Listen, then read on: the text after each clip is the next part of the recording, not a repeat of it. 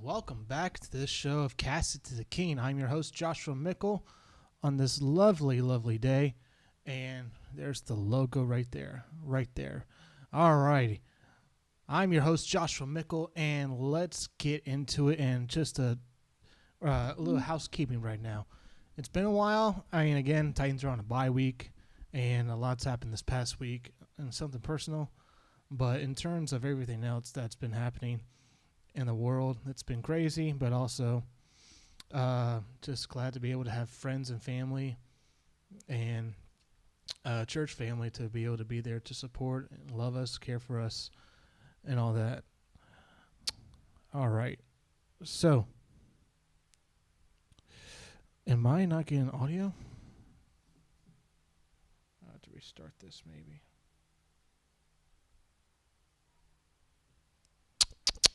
Mic check 1 2 3. 1 2 3. 1 2 3. I have new software I installed, so maybe this is why. All right, so YouTube is lying to me then. All right, I'll cut that out. And here we go. Now, for the first topic we're going to be running down, and this one's going to be a doozy for this one in particular, is that the new movie Joker Folie Deux has hit the theaters, and it is not looking well for the titan of a DC property, where the first movie made over $1 billion, and now having to deal with the fallout of the sequel, which is not good at all. Joker Folie Deux, for this movie review, we're just going to touch up on a few things. First off, the first Joker movie, it's a comic book classic. It's got a compelling storyline. It won Joaquin Phoenix Best Actor at the Oscars. It got high praise from the critics, and even though it's divisive among the critics, but most, 6 or 7 out of every 10 critics liked the movie, the first one.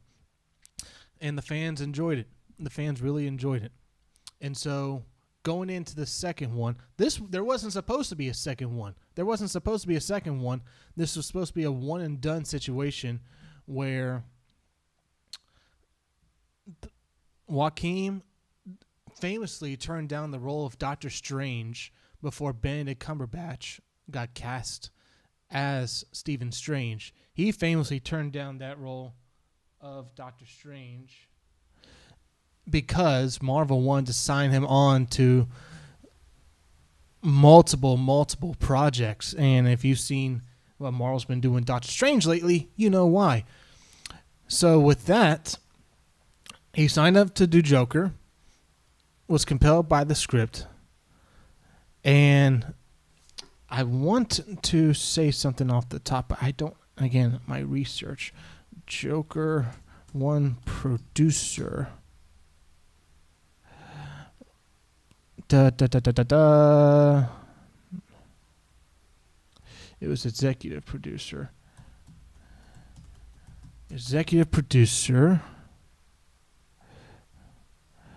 Why am I freezing on the... Why am I freezing on the dude's name, the Irishman? Why am I freezing on the name? Who directed that? Martin Scorsese. That's right. Martin Scorsese, years ago, before Joker 1 was made, the first Joker movie was made, there was talks that they wanted to do a Joker movie, and Martin Scorsese helmed the beginnings of that project, and then he brought on Todd Phillips to do the Joker movie. And that first one was fantastic. That first one was really fantastic. And it makes over $1 billion. It makes all these awards.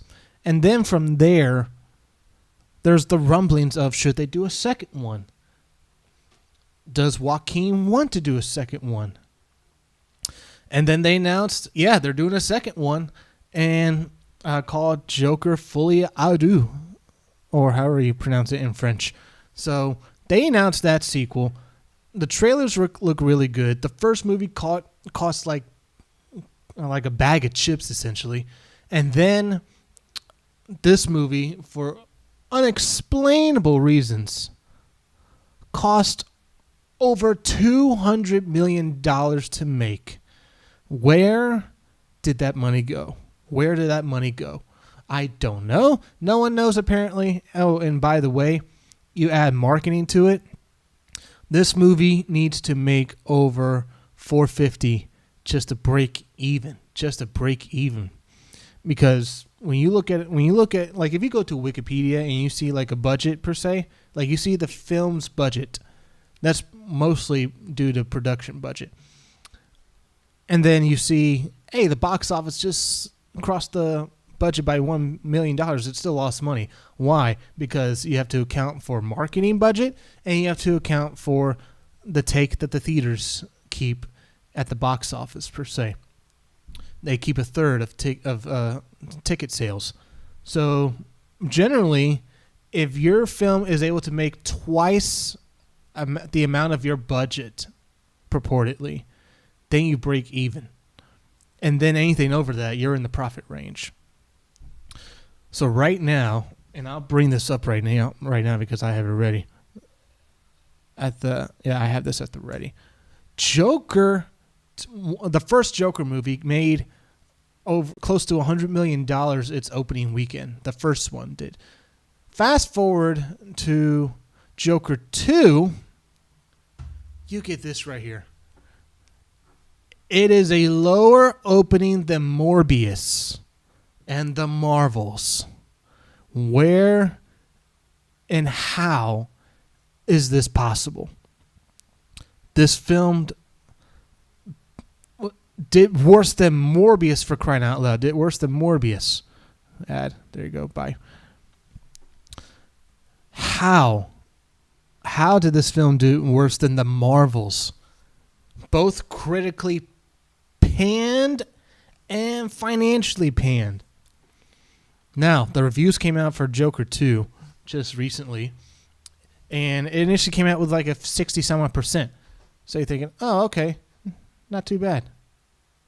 Not too bad, right? Oh, scratch that, by the way. A whole bunch of other folks see it. It's now under 30. It's like close to 30% on Rotten Tomatoes. And the audience score, if you look on Rotten Tomatoes right now, that's verified. The audience scores are verified on Rotten Tomatoes because they request that you submit a picture of your ticket stub that you've seen the movie in order for you to make a review on Rotten Tomatoes that they made a policy change back in 2019, I believe. So now, if you look on Rotten Tomatoes right now, this movie is worse, has a worse audience score than Madam Web. Now, that could be of one of a few things. One of a few things. No, you know what? I'm going to point to this one thing. I think it has a lower score because people expected more and they were let down and they were deceived. They were let down and they were deceived because this movie had no business being the way it was. This movie, when it comes down to the plot, just crapped on the first movie and everything it stood for. And by the time you get to the end of this movie, you're at the same spot as you were at the beginning of the movie. There's no progress made. There's nothing progressing with this character. There's nothing that happened. Nothing at all. This particular movie wants to go back and forth of, hey, we got some good moments and then we have some of these moments. This movie was originally pitched to be a quasi-musical. A quasi-musical in this movie. And then they went out and get Lady Gaga and just cement that idea even more. The music in this movie is, I don't want to say misplaced. It takes you out of the movie. Like The Greatest Showman. John Campea said it best on his review of the Joker. He said it best. And I'll give him credit here. Take the songs out of The Greatest Showman, and you're lost. You have no idea where you are in the story. Take the music out of Joker 2. Joker Folie à Deux. Take the music out of that. And you are not lost. You're not lost at all. You know where you are. And you just wasted 3-4 minutes or 5 minutes of singing. You've just wasted that a whole bunch. And so, when you get to the gist of it, with Joker Folie à Deux, where this starts and where it ends, it takes a pea, it pees and stomps on the ashes of the first movie, essentially. Think Highlander 1 and how good that movie is to how bad Highlander 2 is, supposedly. Think about that. Because from there, this is something that needs to be rectified going forward in terms of like storytelling, quality control. James Gunn has essentially come out and said, I had nothing to do with this. I had nothing to do with this movie. He just recently came out and said that he passed along notes, but he wasn't a hands-on producer per se, like he's going to be with, say, this upcoming DC slate and the next thing we're going to be talking about with Dynamic Duo. Recently announced film for DC Studios. The way this movie ends is one of the most interesting, but yet it just leaves me befuddled. Like, why did that happen? Just why? And I will go by saying that there is one good scene in the courtroom between his friend Puddles from the first movie. There's a scene with him in the courtroom between him and Joker, Arthur Fleck. More so, there's a scene in that courtroom where I think that was a really good scene, and I think that was just the best scene in the movie. But overall, to close out this weird movie review, is this worse than Madam Web? Technically no, but I will watch Madam Web before I watch Joker 2 again. I don't think I'll watch Joker 2 ever again, to be quite honest with you. But in terms of the movie rating, where do I rate this? I rate this as a don't bother, save your money on the popcorn and just buy the ticket and just observe the movie for yourself. Or if you want to be that person, sneak in some food. But I don't encourage that, and I don't encourage that at all. So don't do that. Yeah, try not to do that. All right. Next up, we're going to be talking about is, speaking of DC and James Gunn, James Gunn has come out and posted on X and on Instagram that Dynamic Duo, a film with DC Studios in the DCU, is in development right now with Warner Brothers Animation. That's going to be a mixture of CGI, animation, and like puppeteering, stop motion sort of filmmaking. To which is this going to be something like Chicken, like one of the old school DreamWorks movies like Chicken Run or Wallace and Gromit, I believe, Flushed Away? There's another one. Is it going to be one of those situations? But in terms of this particular movie announcement, it has been said that the Robins, Nightwing with Dick Grayson, and Red Hood with Jason Todd are going to be the forefront main characters in this particular movie. Now, if you don't know who Jason Todd and Dick Grayson, if you don't know who any of those characters are, these characters used to be Robin. Each one of them, Nightwing first with Dick Grayson. He was the first Robin. Jason Todd was the second Robin turned into Red Hood. For Red Hood, think of him like Batman, but with no morals of I don't kill per se. He will kill the criminals. If he had his way, he would kill the Joker. And then with Nightwing, he's off on his own adventures. Instead of defending Gotham, he's over at Bloodhaven, a fictional DC city per se. But this movie has me excited for two reasons. We have a Batman movie in the works at DC Studios called The Brave and the Bold that was announced a long time ago with James Gunn. And then you have Muschietti, who directed The Flash. Not bad of a movie. But there were some holes in that movie. But I mean, but most of that was just with Ezra Miller. But you have Muschietti coming on to direct this movie, Brave and the Bold. It is set to feature Batman's son, who is Robin, who has been taken up with Ra's al Ghul's gang. I'm freezing up on my DC references here today. Is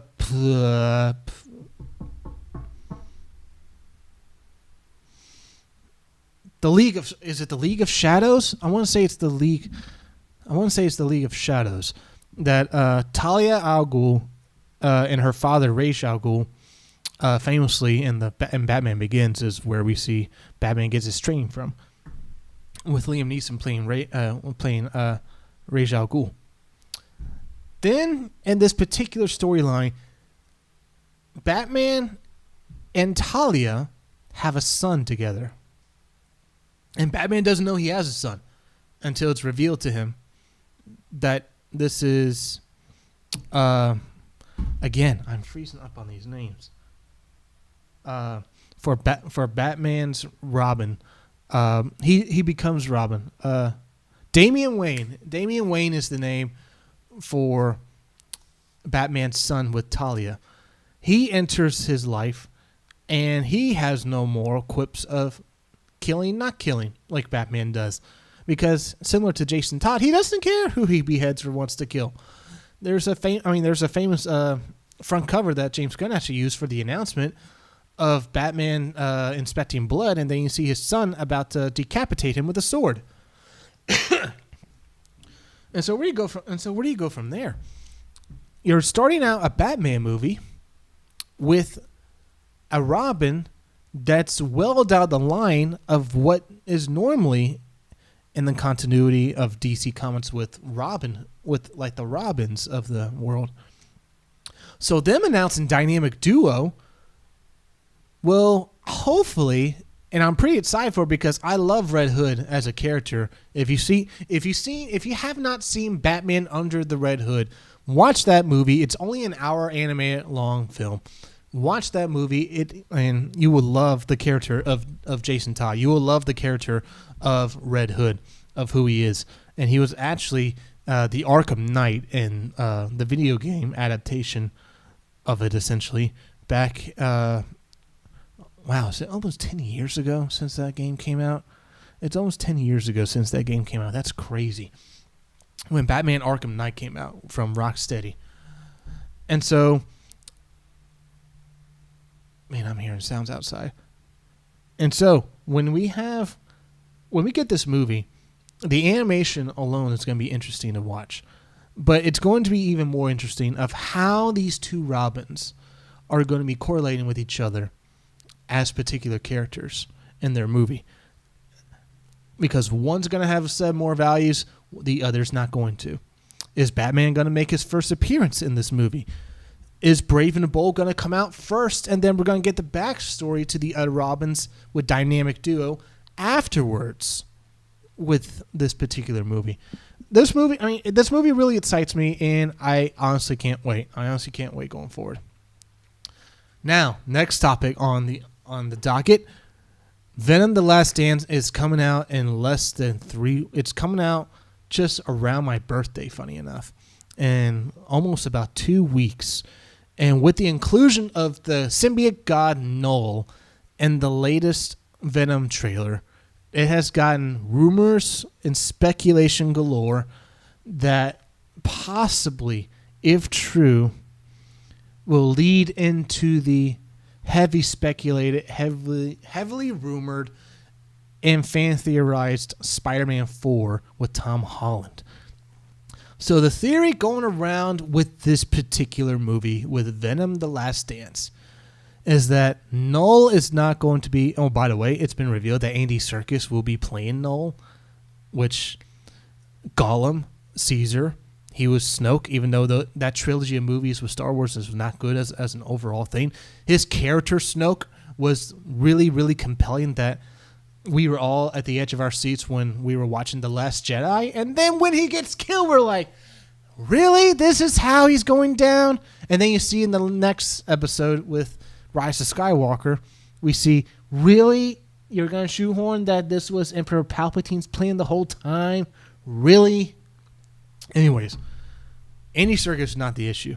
He is a great motion capture. He's the OG of motion capture with Gollum, and then bringing it to life with his with the technology with Avatar, and then with Planet of the Apes. And he, funny enough, recently directed the last Venom film, Let There Be Carnage. He has been in the Marvel Cinematic Universe as Claw in Age of Ultron, and then in the first Black Panther movie. The theory going around is that Null is going to be like that overseen background character that is lingering in the background. He's not going to be like a main vocal villain per se, like, say, Thanos in Infinity War. No. What we're possibly getting, if the speculation is true, is that we are going to get Null, the symbiote god, that we are going to get him lingering in the background like Thanos was at the Guardians of the Galaxy, like recently in the last Transformers movie, Rise of the Beast, when we have Unicron established as a big threat. And then the whole thing with the movie is that we're trying to stop Ultron from coming to Earth, per se. This movie speculated is that the symbiotes, it's been heavily applied in the trailer, and it's been applied with speculations that the symbiotes are running away from Null. The Null wants the symbiotes back. He wants to conquer and destroy the universe. He learns of the multiverse. And the speculation is that by the end of Venom: The Last Dance, Venom is going to pop back over into the MCU 616 Sacred Timeline, and that Null is going to follow him, while behind his wake, destroying the Venom universe behind him, which includes Morbius, Madam Web, and then soon to be released Kraven the Hunter movie. That is the speculation rumor going around, is that by the end of Venom: The Last Dance, there will be finally on screen, if we have not seen it already, an incursion of Null causing an incursion that will destroy that universe, and he will hop over into the Sacred Timeline, and thus leading over into Spider-Man 4, which is implied that the title leak is going to be Spider-Man King in Black, which is going to be Null, the symbiote god, versus Venom, Spider-Man, and who knows who else may be popping up in the feed as well. It could be multiple Avengers or multiple multiverse variants, Avenger-style film versus Null for Spider-Man 4, which Sony would love to have for their type of movie. Do I buy this speculation? It's interesting speculation, I will say that, if they have the foresight to use Null going forward post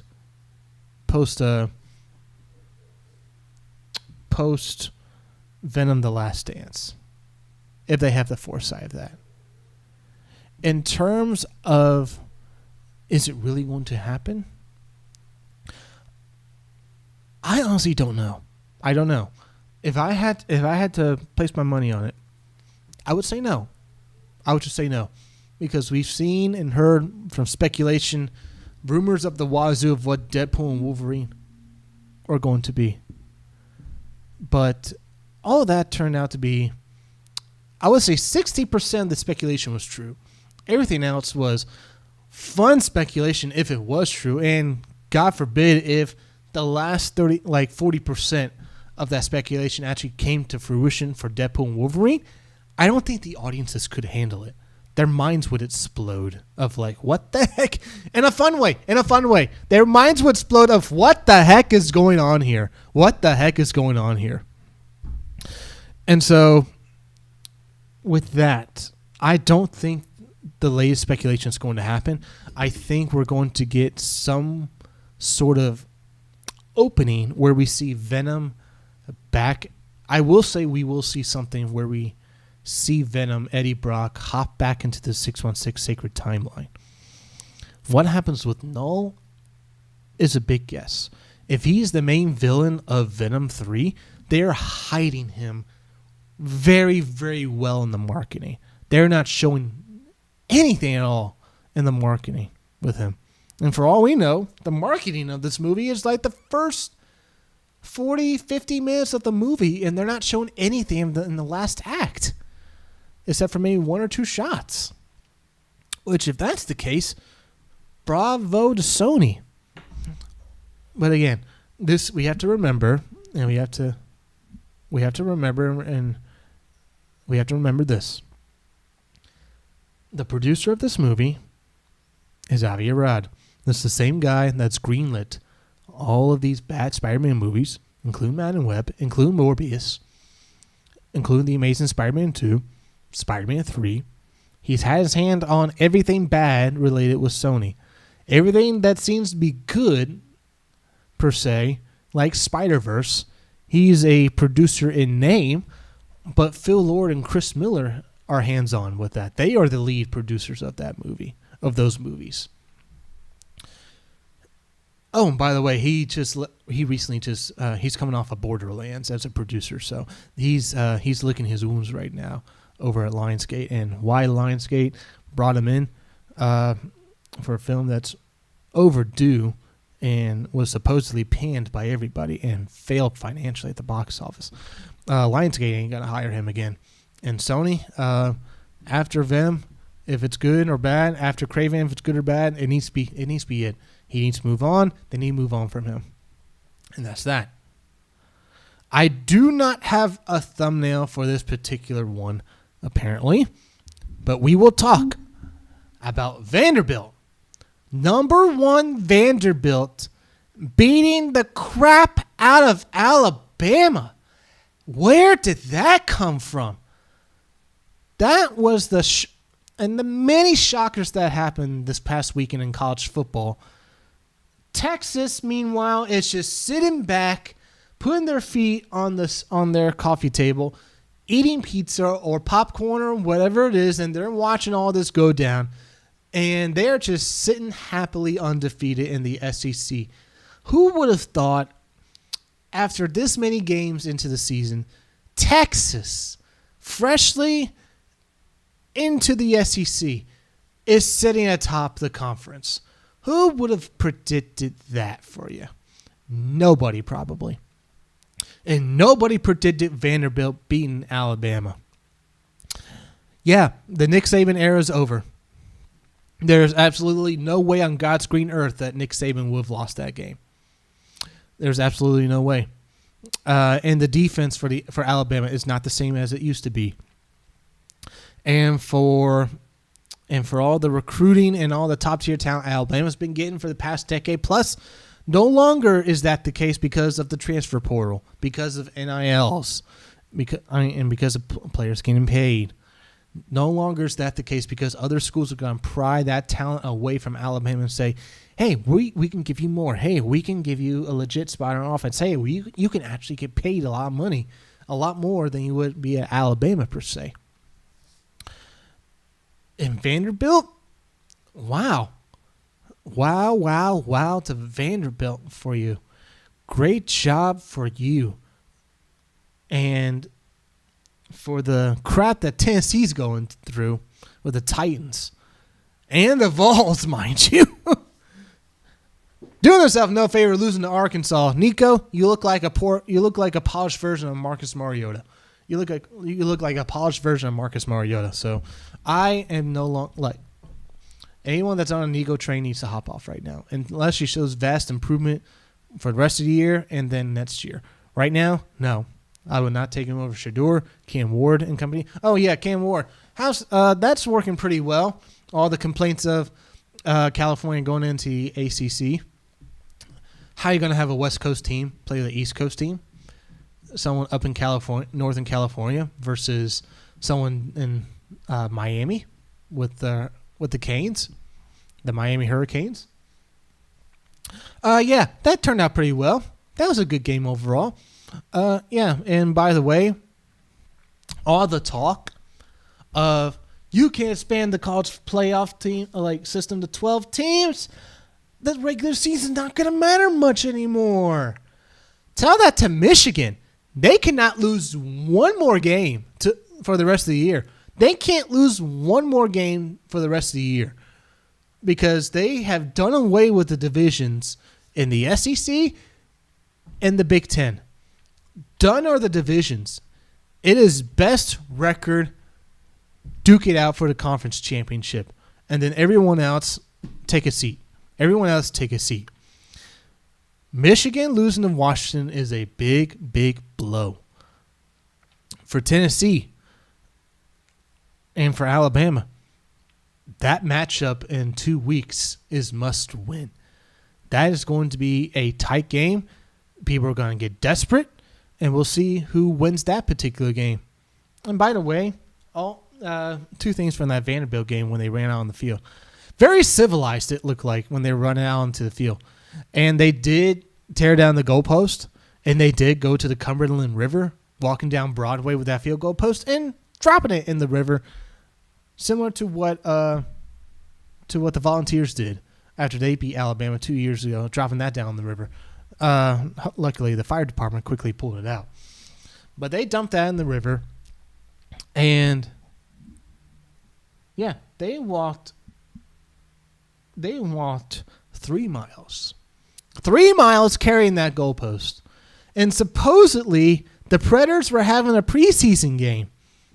They were having a preseason game, and one of the players or the head coach or someone on the Predators said, hold up, this is outside the stadium. Let me run outside the stadium for a minute, and let me carry and help these guys carry this field goal post for a few miles or a few steps, and then I'll go back into the game.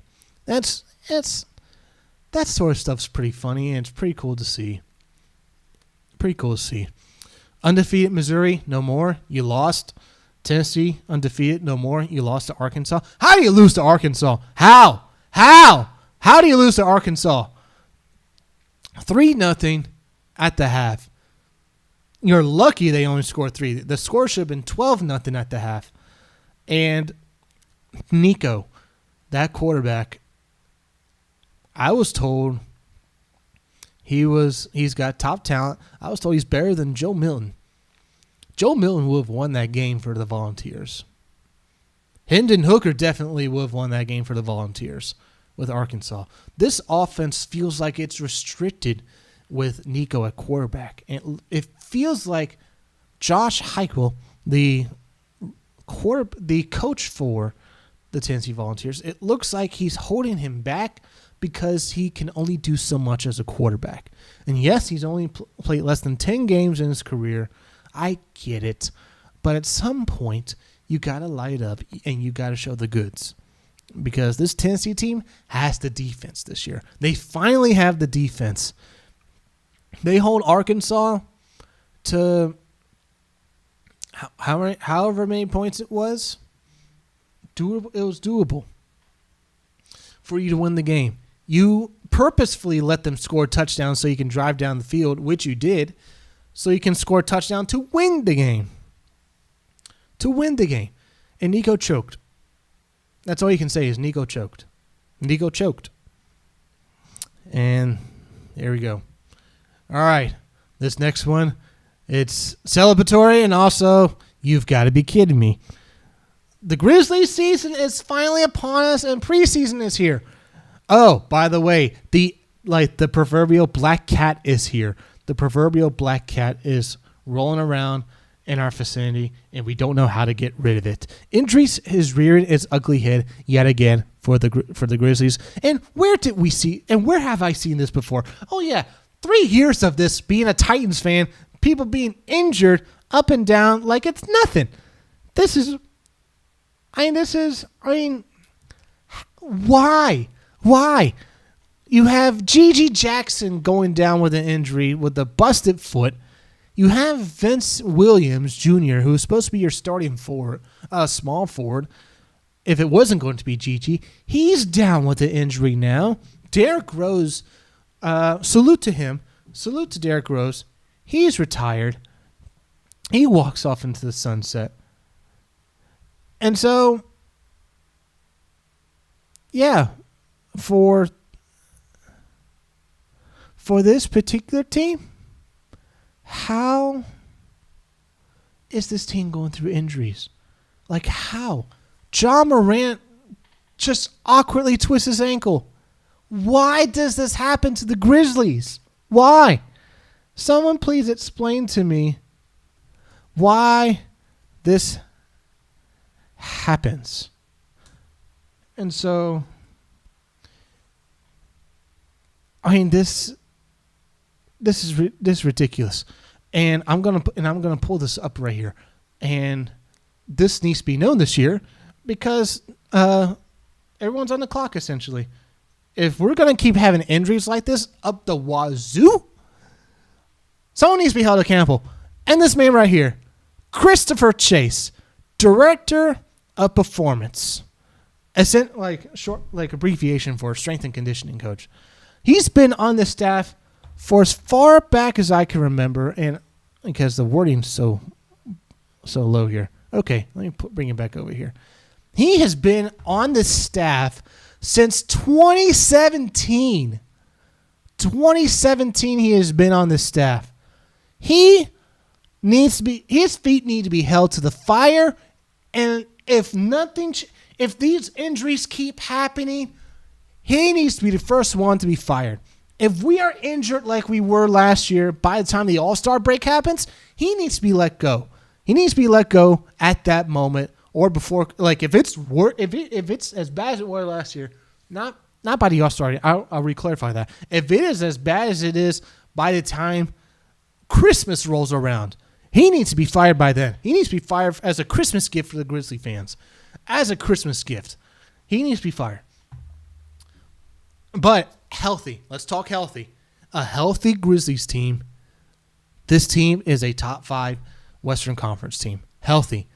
And now with the Wolves dealing away with Karl Anthony Towns to New York Knicks, he is out of our conference. You think Jaren Jackson Jr. is going to have issues going back-to-back? Hit with his back up against Julius Randle? Please convince me how Julius Randle's going to have a one-up against Jaren Jackson Jr. I dare you to show that to me. You're not going to convince me of that. I'm sorry, you're just not going to. And so the Grizzlies this year, they are a top 5 team in the Western Conference. Can they get it done? They can surely get it done. Can John Morant get back to 2022 form before he got injured last year and before the whole Instagram gun stuff with the fake gun stuff or real gun, whatever it is? Can he get back to that? Yes, he can. Will it happen? Partially, yes. Because these injuries need to just cut it out already. These injuries need to stop for the love of Pete, for the love of God. These injuries need to stop, and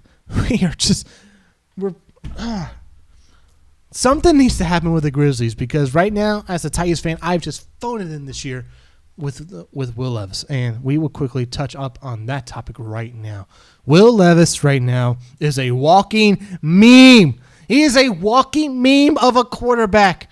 He has done it again in the last game that was last Monday night versus the Miami Dolphins, which, by the way, let's get out of the way. I just want to pull this up on full screen right now. I'm going to pull this up on full screen for me.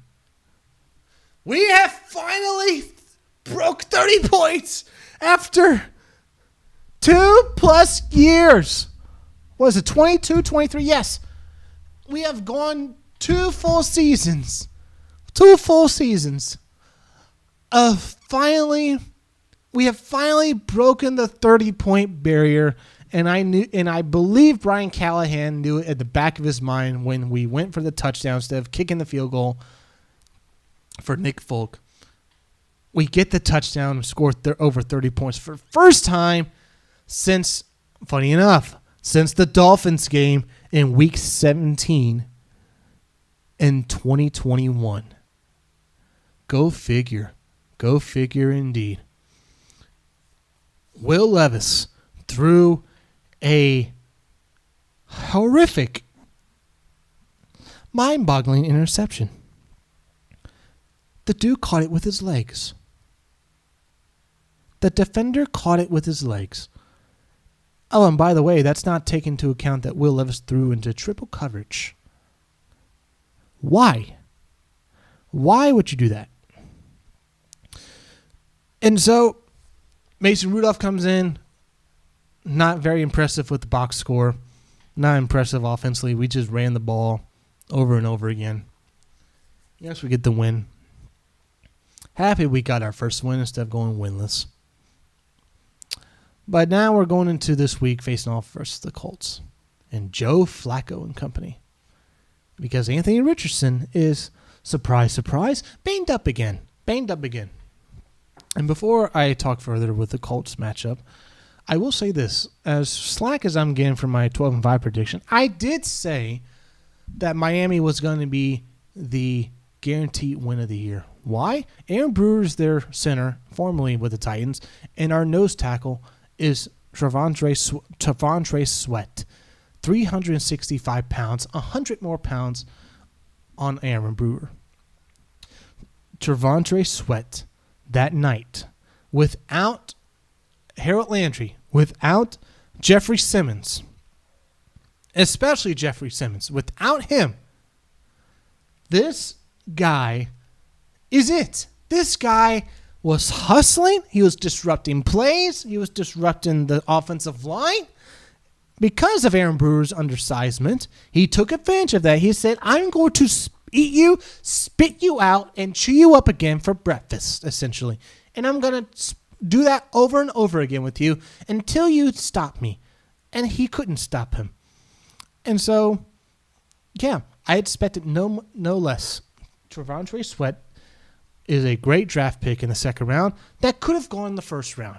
We steal yet another first-round talent in the second round. In terms of the Colts game, I expect us to lose. Because it's Joe Flacco and it's the Colts. Joe Flacco is really good. He was good last year with the Browns. The Colts, for some reason now, have our number. And we don't have the offense we don't have the proper quarterback-led offense right now. Will Levis is a turnover machine. He is looking worse. How are you looking worse than Ryan Leaf? How are you looking worse than Jamarcus Russell? It seems like. How? And that was my caveat with my season prediction this year for the Titans. He would have to suck so bad. He would have to be Jamarcus Russell bad for us to even consider benching him and for us to consider losing the way we are. We are losing the way we are because of, he's looking like Jamarcus Russell. And I think we're gonna lose our game versus the Colts. And quick final point before we close out with this last topic is there's a recent merger that just happened. DirectTV has bought out Dish Satellite. There's now only one satellite company now about to run the show in the United States. And it didn't cost DirectTV much. Why? Because apparently the merger's happening because DirectTV is going to incur the debt that Dish has, essentially. I think over $2 billion in debt that Dish has. DirectTV has streamlined their stuff. They're not just a satellite company anymore. They AT&T owns a portion of it, but there's a report out there as well that AT&T is looking to get out of DirectTV, and that the other 30% that owns DirectTV will have ownership of it, and thus this is their big move now to get Dish. So keep an eye on that. If any of you have a Dish satellite, you may be upgrading to a DirectTV satellite shortly, if you have satellite left out there. And last but not least, we don't talk much on this show with politics, and we've touched upon it once a while ago when Donald Trump was indicted. The former president was indicted months ago. The case has been, there's supposed to be a judgment on the case, funny enough, last month in September. It's been pushed back to after the election, which signals to me that if Donald Trump is elected president, they're going to throw out the case, or they're just going to delay it to after he's done with his presidency and judge him in like 2028 or 2029, actually. And so I bring that up. I bring up this issue of politics. The VP debate was really good. It was civilized. We weren't pulling our hair out. There were no name calling. The decorum was smooth. And both guys, as much as I disagree with Tim Waltz, he got his points across without normal people saying saying the proverbial thing in the political world. And generally, surprisingly, for this particular thing, these two guys agreed on a lot of things. And for me and the average voter out there, we want we want to see folks agreeing on common sense issues.